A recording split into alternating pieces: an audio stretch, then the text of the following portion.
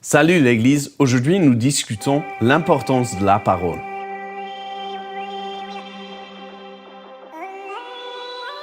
Si vous ne vous êtes pas encore abonné à la page Facebook ou la chaîne YouTube, faites-le maintenant pour rester au courant.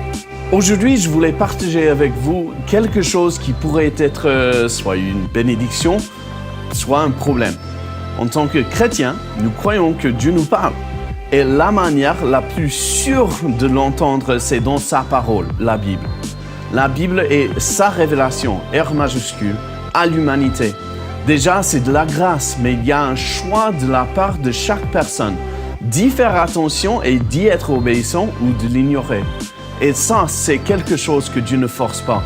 Il te laisse le choix. Malheureusement, souvent dans les Écritures, on voit des personnes, ce qui s'appelle croyants, qui s'identifient avec la foi, qui choisissent de l'ignorer, soit par un manque d'obéissance à la parole ou tout simplement par un manque de connaissance de la parole. On aurait tendance à faire appel à l'amour et la grâce de Dieu là, en disant quelque chose comme « Si j'ignore quelque chose, le Seigneur me le dirait parce qu'il m'aime » ou « Je vis de façon assez juste, est-ce qu'il va vraiment me punir pour des petites choses dont je suis ignorant ?» Justement, non, il ne va pas forcément te dire ce que tu ignores. Et oui, il y aurait des conséquences pour ce que tu ignores. On trouve ça dans 2 versets que je vous partage et puis on verra pourquoi c'est comme ça. En Ésaïe 5,13, Dieu dit « Voilà pourquoi mon peuple s'en ira en exil, car il n'a rien voulu savoir. » Autrement dit, le peuple était ignorant de la parole et n'y était pas obéissant. Résultat, exil. En Osée 4,6, Dieu dit « Oui, mon peuple périt faute de connaissance. » Son peuple ignorait sa parole, ce qui a entraîné des conséquences. Ici, les conséquences montent jusqu'à la mort. C'est sérieux. Et finalement, en Jacques 1,21, on lit « Débarrassez-vous donc de tout ce qui souille et de tout ce qui reste en vous de méchanceté, pour recevoir avec humilité la parole qui a été plantée dans votre cœur, car elle a le pouvoir de vous sauver. » Dieu nous a donné sa parole, pas pour nous embêter ou nous contraindre, mais pour que nous puissions avoir une vie abondante et ne pas avoir à faire face aux conséquences d'une vie vécue dans l'ignorance.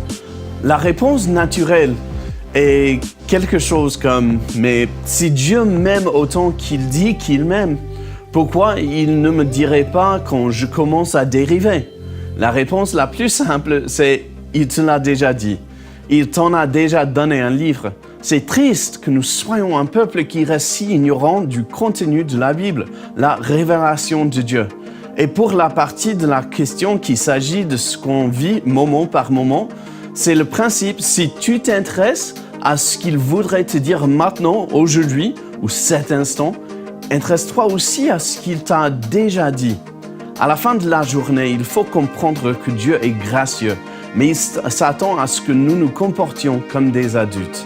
Un chef ne va pas s'installer à ton bureau pour veiller à ce que tu fasses pas de faute et que tu te rappelles de chaque partie de la fiche du projet.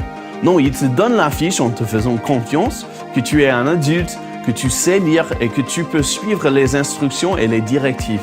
Soyons responsables dans notre vie spirituelle aussi. Enfin bref, ce n'est pas un jugement.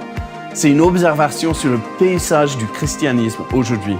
Moi aussi, je suis interpellé par tout ça parce que je sais que je dois faire plus d'attention à la parole de Dieu pour grandir ma connaissance.